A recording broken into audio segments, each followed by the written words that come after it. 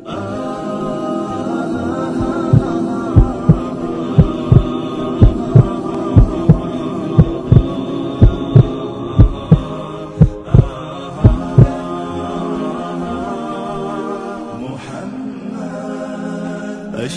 الأعراب والعجم خير من يمشي على قدمه.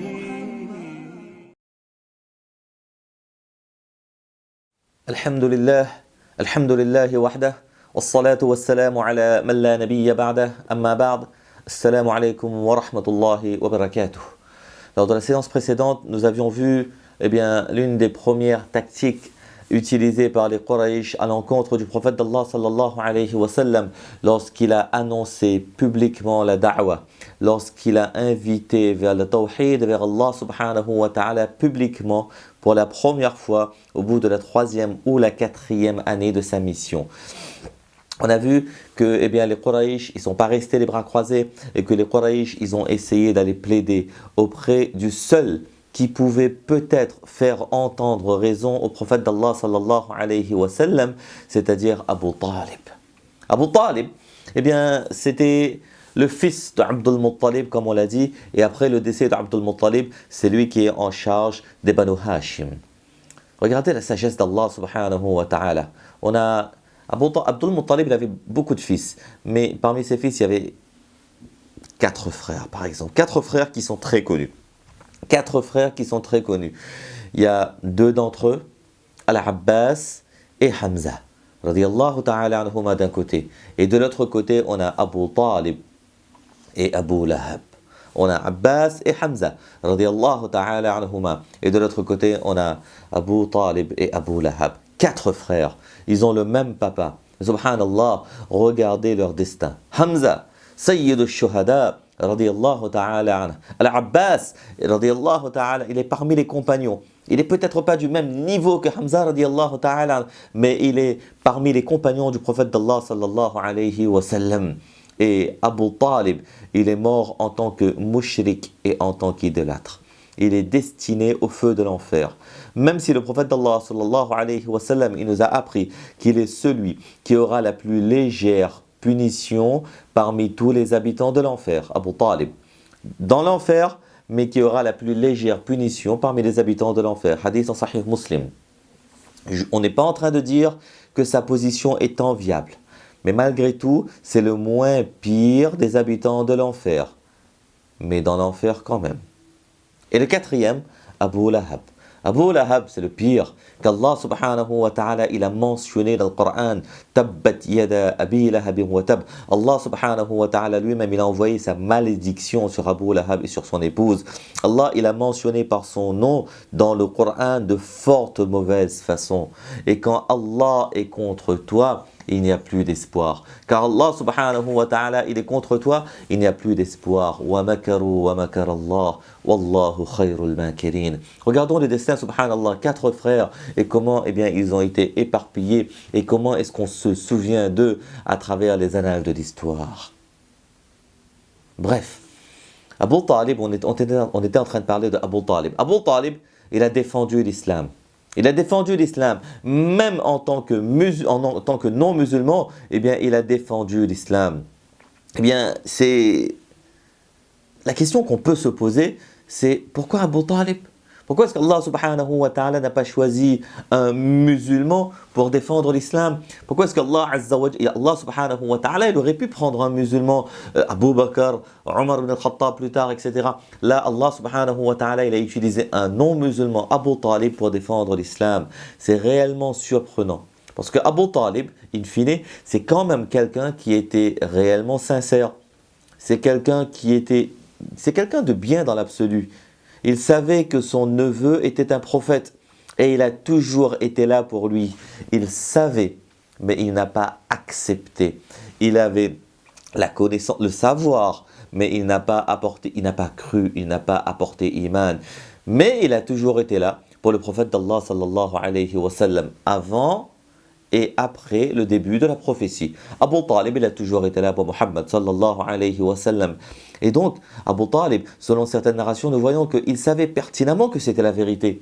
Nous avons parfois des ash'ar, des poèmes écrits, des lignes de poèmes écrits par Abu Talib qui lui sont rapportés. Qu'est-ce qu'il dit par exemple? Dans une riwaya, il aurait dit وَلَقَدْ عَلِمْتُ أَنَّ دِينَ مُحَمَّدٍ أَفْضَلُ دِيَانِ الْبَرِيَّةِ.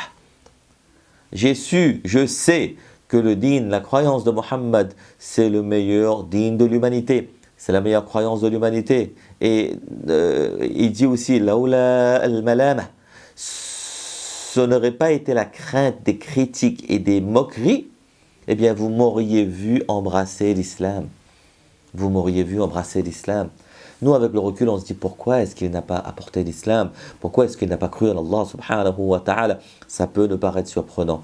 Mais lorsqu'on se remet dans le contexte, eh bien, en d'autres termes, la même raison qui a bloqué Héraclius bloque aussi Abu Talib. C'est-à-dire que l'un comme l'autre étaient trop fiers de ce qu'ils étaient. L'un comme l'autre était trop fier de ce qu'ils représentaient. L'un comme l'autre était trop fier de l'image qu'ils avaient dans la société, trop attachés à leur statut. Et lui, qui était-il? Abu Talib, c'est quand même le fils de la star de l'époque. C'est quand même le fils de Abdul Muttalib. Et c'est de là que vient son prestige. Fils de la légende Abdul Muttalib. Son destin était de suivre les pas de son papa. Son destin était de suivre les traces de son papa. Il a toujours été dans l'ombre de son père, toujours comparé à son papa. Chaque fois on dit Abu Talib, eh bien il essaye de suivre son père. Il n'a jamais été comme son papa, mais il a toujours voulu ressembler, suivre les sillons de son père. Et lorsqu'il était sur son lit de mort, lorsqu'Abu Talib, beaucoup plus tard, on va le voir, lorsqu'il était sur son lit de mort, il était en train de quitter ce monde. Le prophète d'Allah, sallallahu alayhi wa sallam, dans un hadith rapporté par Sahih al-Bukhari, eh bien, le prophète sallallahu alayhi wa sallam lui dit, mon cher oncle, juste un mot, dis la ilaha illallah, dis juste la kalimat al-tawhid, juste un mot. C'est tout ce que je te demande de prononcer. Un mot, dis-le. Et moi, avec ce mot, je vais plaider devant le tribunal d'Allah pour te sauver. Mais j'ai besoin de ce mot pour avoir l'autorisation de plaider pour toi. C'est quoi? La ilaha illallah. Abu Talib, il est sur le point de mourir. Et Abu Talib, les ulama nous disent qu'il est sur le point, peut-être, de prononcer cette kalima, la shahada. Il est très proche de le dire. Mais, il y a qui est là? Ses amis, ses mauvais amis. Abu Lahab, il est là. Abu Lahab, il est debout à côté. Et Abu Lahab, il va rappeler à Abu Talib la seule chose qui lui est malheureusement plus précieuse que la ilaha illallah. Il y a une chose qui est plus précieuse que la ilaha illallah aux yeux d'Abu Talib, c'est quoi? Abu Lahab, il lui dit, vas-tu abandonner la religion de ton père? Vas-tu abandonner les traces de ton père? Es-tu prêt à lâcher l'exemple d'Abdul Muttalib? En gros, qu'est-ce qu'il est en train de dire? Les gens vont se souvenir de toi après en disant qu'Abu Talib, il a eu peur de la mort et il a lâché les traces de son père. Et cette dernière phrase donc de Abu Talib, je ne peux pas quitter cet héritage, l'héritage d'Abdul Muttalib. Et cette fierté-là resta jusqu'à ce qu'il meure et il n'est pas mort sur la shahada. Il n'est pas mort sur l'islam et il n'a pas pu donc dire la shahada. À ce moment-là, imaginons l'état et la tristesse du prophète d'Allah sallallahu alayhi wa sallam. C'est son oncle, c'est son paternel, c'est son protecteur qui part sans iman, pour toujours et pour toujours. Ça a été une blessure pour le prophète d'Allah sallallahu alayhi wa sallam que son oncle Abu Talib, qu'il aime tant, il soit parti sans iman. Mes frères, mes sœurs, vous savez, nous qui avons eu pour la plupart la foi en héritage, ou alors sans avoir fait beaucoup d'efforts, eh bien il s'agit pour nous de connaître et d'apprendre la valeur de iman, d'apprendre la valeur de la ilaha illallah. Il en va du bonheur éternel ou du désastre éternel.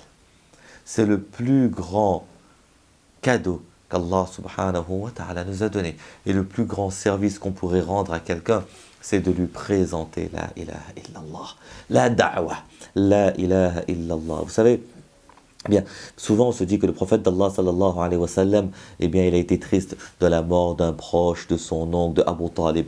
Mais ce qui a été pire, ce n'est pas que de le perdre comme ça, la mort, mais c'est de le perdre éternellement. Le prophète d'Allah sallallahu alayhi wa sallam, il est conscient qu'il est en train de perdre Abu Talib de manière éternelle. Abu Talib, s'il meurt sans iman, eh bien, il va avoir un destin diamétralement opposé du destin de Rasulullah sallallahu alayhi wa sallam. Et le prophète d'Allah sallallahu alayhi wa sallam, c'est pour ça qu'il est triste. Vous savez, autour de nous, des fois, il y a des gens qui n'ont pas iman. Est-ce qu'au moins une fois, on leur a présenté iman, on leur a parlé d'Allah, on leur a parlé d'Allah? C'est très dur, c'est extrêmement dur de voir des gens que nous chérissons. Comme le prophète d'Allah sallallahu alayhi wa sallam, il aimait Abu Talib, que nous chérissons, mais qui partent des fois sans iman. Qu'Allah subhanahu wa ta'ala les guide. Vous savez, parfois on peut être confus. Il y a des gens qui peuvent être confus et ils se demandent pourquoi? Pourquoi? Mais pourquoi donc Abu Talib, malgré tout ce qu'il a fait, eh bien n'a pas eu la hidayah? On peut se demander, on peut se poser la question, malgré tout ce qu'il a fait, Abu Talib, malgré toutes les aides qu'il a apportées au prophète d'Allah sallallahu alayhi wa sallam, pourquoi est-ce qu'il n'a pas eu la hidayah? Mais Allah subhanahu wa ta'ala nous répond dans le Coran, وَلَا تَهْدِي مَنْ أَحْبَبْتَ وَلَكِنَّ اللَّهَ يَهْدِي مَنْ يَشَاءُ. C'est Allah qui a la sagesse. Allah il s'adresse au prophète d'Allah sallallahu alayhi wa sallam, il lui dit, tu ne guides pas qui tu aimes, mais c'est Allah qui guide qui il veut. Et on peut se poser la question, quelle sagesse? Quelle sagesse? Parce que c'est Allah qui fait toutes choses, c'est Allah qui guide. Quelle sagesse? Les ulama ont donné des potentiels. Vous savez, les ulama ont donné des hypothèses, excusez-moi. Une hypothèse, c'est quoi? C'est que, d'explication, c'est que la seule raison, bi'iznillahi subhanahu wa ta'ala, qui a permis au prophète d'Allah sallallahu alayhi wa sallam de prêcher tranquillement pendant ces 12-13 années à Makkah, c'était justement le statut de Abu Talib. Le statut de Abu Talib. Il ne pouvait pas, les Quraysh de Makkah, les ennemis de l'islam, ne pouvaient pas toucher au prophète d'Allah sallallahu alayhi wa sallam. Ils ne pouvaient pas lui faire du mal physiquement. Ils ne pouvaient pas. Ils ont tout essayé par ailleurs, mais ils ne pouvaient pas lui faire du mal physiquement. Pourquoi? Jusque la mort de Abu Talib, ils n'ont pas osé toucher le prophète d'Allah sallallahu alayhi wa sallam. C'est seulement après la mort de Abu Talib qu'ils ont commencé à penser assassiner le prophète d'Allah sallallahu alayhi wa sallam. Tant que Abu Talib était là, ils ne pouvaient rien faire physiquement. Ils ne pouvaient pas oser toucher le prophète d'Allah sallallahu alayhi wa sallam. Pourquoi? Eh bien, c'est justement pour la même raison que je vous ai déjà expliqué, à cause du système social tribal de la Jahiliya, de cette époque-là. Même si certains Quraysh détestaient le prophète d'Allah sallallahu alayhi wa sallam, même si certains des Banu Hashim détestaient le prophète d'Allah sallallahu alayhi wa sallam, à l'instar de son propre oncle Abu Lahab, mais c'est toujours cette histoire de gang, cette mentalité de gang. Si tu touches à quelqu'un de mon gang, si tu touches à quelqu'un de mon clan, je dois le défendre. Je dois le défendre si le chef de clan me dit de le défendre. Que je l'aime ou que je ne l'aime pas, qu'il ait raison ou qu'il ait tort, mais il appartient à mon clan, donc je me dois de le défendre. Et là, il savait que si on touche à quelqu'un des Banu Hashim, c'est-à-dire à Muhammad sallallahu alayhi wa sallam, eh bien le leader des Banu Hashim, Abu Talib, il demanderait vengeance. Il demanderait vengeance. Et il y a le prix du sang. Celui qui touche à Muhammad, eh bien il y aurait la vengeance des Banu Hashim, la tribu la plus forte, le clan le plus fort, et qui aurait pu prendre la vengeance du prophète d'Allah sallallahu alayhi wa sallam. Tous les Quraysh de ce clan auraient eu à se battre contre les meurtriers potentiels, même si les tueurs étaient des cousins. Et ils le savaient ça. Ils savaient que si on touche au prophète d'Allah sallallahu alayhi wa sallam, les Banu Hashim et plus largement les Quraysh, ils vont faire la guerre contre moi, même si je suis quelqu'un de proche et je ne pourrai jamais m'opposer aux Quraysh et aux Banu Hashim. Donc, tant qu'Abu Talib était vivant, il ne pouvait rien faire. C'était uniquement après la mort du prophète, après la mort de Abu Talib, que le prophète d'Allah sallallahu alayhi wa sallam, il a commencé à penser à d'autres horizons.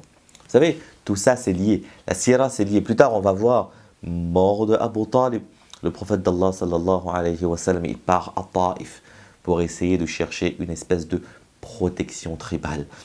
Et c'est ensuite qu'il commence à penser à l'immigration à Yathrib, qu'il devait immigrer. Pourquoi? Parce que sans Abu Talib, il ne peut pas rester très longtemps à Makkah.